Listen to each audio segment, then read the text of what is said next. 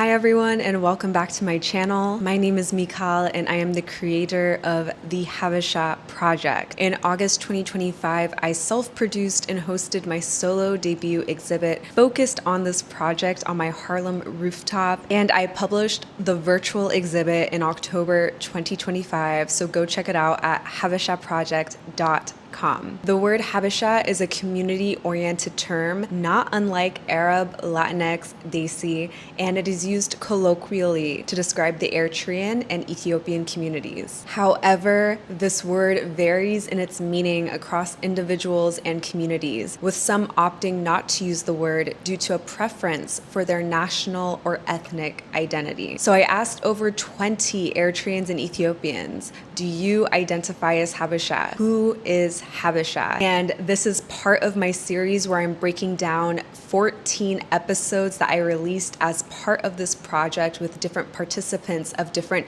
age groups, birthplaces, ethnic backgrounds, religions. So I encourage everyone to listen to these episodes fully in depth to hear from the participants themselves. But to help guide you through the episodes, I'm providing these breakdowns. This week, we'll be diving into episodes 7 and 8. So let's get into it. Our 7th participant is an Eritrean woman who is 30 years old at the time of this interview. She identifies as Eritrean first, although she is comfortable with using the word Habesha as a self-descriptor, and she is from Grand Rapids, Michigan. In this episode, I joke with her how every Eritrean I spoke with has responded to the question, "Are you Habesha?" with "Yes, I'm Eritrean." And she said, "Well, of course," but she cites that there is cyclical trauma and there's no point in playing about it. She states that Ethiopians often want to act like these tensions aren't that deep when they know that they are. And if they don't know, that's often an indicator that they don't know their country's history. And it's in the same breath that she makes a crucial point. It's hard for people who are experiencing oppression in a different country, such as the United States, to understand how they come from an imperial class in their homeland. While Ethiopians have faced racism and xenophobia in the diaspora, the Ethiopian state has enacted imperialistic policies on Eritrea, and both of these things can be true. Regarding the word Habesha, she says that she's heard many origin stories, but the one that was most distinct that she referenced was this word being used as a reference to slaves, referencing the Arab slave trade in East Africa. However, she says, if a word changes and a community feels empowered when using it, then it's up to that community to decide if they want to keep it. I think this was powerful because this is a form of reclamation. But the question is, does everyone feel powerful when using this term? Her dad came to the United States in the 70s and was told that he is not African American. So he taught this to his children, that they're not African American, but Africans in America. This distinction separates the African immigrant experience from the Black American identity. She thinks that other African immigrant groups might see Eritreans and Ethiopians as a bit uppity, and also references that she's had a Ugandan friend tell her that when celebrities are talking about East African women, they're normally not talking about her. Colorism is rampant everywhere, from Grand Rapids to Asmara. And so in this way, Eritreans and Ethiopians often create this liminal space where we're never really Black or white. And in this way, Eritreans and Ethiopians are exceptionalized as a group within the African diaspora. She's been told that Eritreans are actually Arabs and not African, and she discusses how this is a byproduct of colorism because she, as an Eritrean woman with darker skin, has never been seen as racially ambiguous, and in fact cites that Eritreans and Ethiopians share a lot of similar features with the rest of the continent, such as big foreheads, big eyes, high cheekbones. And she references Rachel Dolezal to make a point that this woman knew all she had to do was darken her skin and change her hair in order to be perceived as Black, and discusses how this creates a really rigid idea of who can claim African identity. A lot of this participants' experiences are rooted in being an unambiguous Black woman. While talking more about colorism, she talks about how Kalela and Meraba, two Ethiopian artists, found success in the alternative music scene and not in the pop music scene. She notes that she may be projecting, but she suspects that this is because the alternative music scene was most likely to embrace their sound and their look. In this conversation, I noted to her that when I see an Eritrean or Ethiopian woman, my first thought isn't, oh, that's a dark-skinned Habesha person. But she said that her skin tone is at the forefront of her mind because of the maltreatment she has experienced from lighter-skinned women. Our conversation weaves between pop culture, colorism, and general Eritrean jokes. She talks about how Eritrean women often are a bit hot-tempered, which maybe the two of us have a lot of energy in this conversation. I encourage everyone to go listen. But what I want to end with is she also references how we have different jebanas between Eritrea and Ethiopia. I love that she mentions this because the theme of this project, the brown color, is called coffee for this reason. The same things that can divide, such as distinctions in our jebana, can also bring us back together, such as a coffee ceremony and a shared drink with one another. And if we want to get really corny, we can say that we're all coffee, just different shades. Or actually, we could also say shades of injera, which is the platform that Dr. Niamal Tureyal, who I had a conversation with here on YouTube, that's the platform that she actually managed. So definitely check out that conversation and check out that platform as well. But always referencing the diversity of our community can be the source of our strength. Our 8th participant was 28 at the time of this interview. They were born in Addis Ababa, and they come from a mixed background,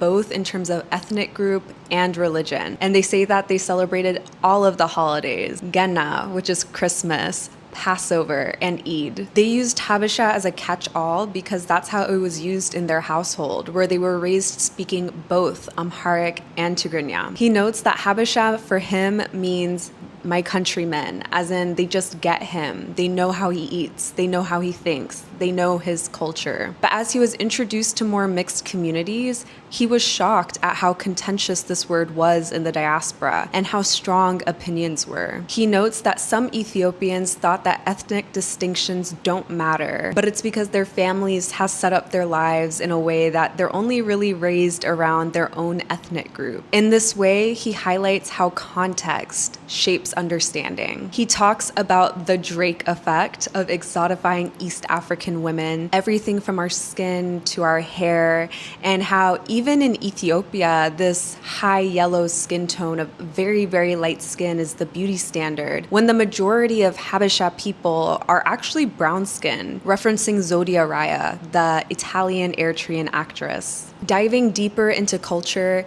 he talks about how Eritrean and Ethiopian culture is distinct due to our long-standing relationships in trade with the Arab world and with India. And this impacts our culture. While our culture is a bit more reserved, we can see that West African culture is much more expressive. And this impacts how we're received and how we acclimate into the diaspora. Then there's also distinctions in our history.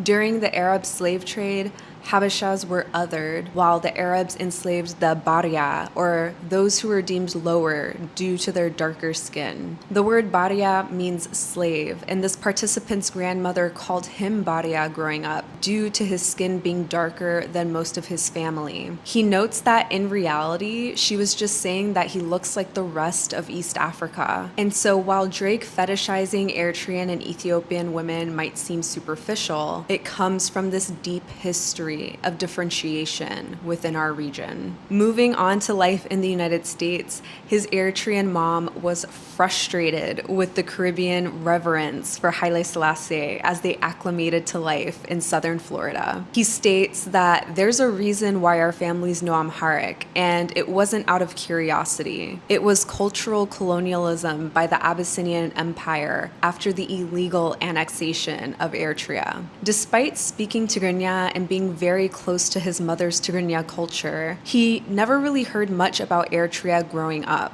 His grandfather was a freedom fighter, but he identified more as an Asmarino than he did as an Eritrean due to being against the government and the current state of affairs in Eritrea. Shortly after Eritrean independence, there was a border war between Eritrea and Ethiopia. This caused his grandparents to leave to Addis Ababa, and unfortunately, this was his grandparents' last time seeing their home in Asmara. This remains a tender subject in his home, but his family maintains their strong love for the people and the land, despite the complicated relationship with the politics. Speaking of complicated politics, this participant goes on to describe how Tigray, the northern region in Ethiopia, and Eritrea have always been in each other's orbits. They speak the same language and share a lot of cultural similarities. From his perspective as an Eritrean, he clearly understands the differences between Tigray and Eritrea. However, he states that many Ethiopians do not understand the distinction because no other ethnic group has this level of proximity to one another. In the virtual exhibit, I actually wrote a personal essay about the contentious history between Tigray and Eritrea. It's called On History and Memory, so I encourage everyone to check out that essay. And again, this project is not providing any simplified narratives or any answers, but it's opening up much needed conversations for healing and connection between our communities. And finally, similar to the last participant's distinction in the Eritrean and Ethiopian Jebana, this participant notes how Ethiopians tend to say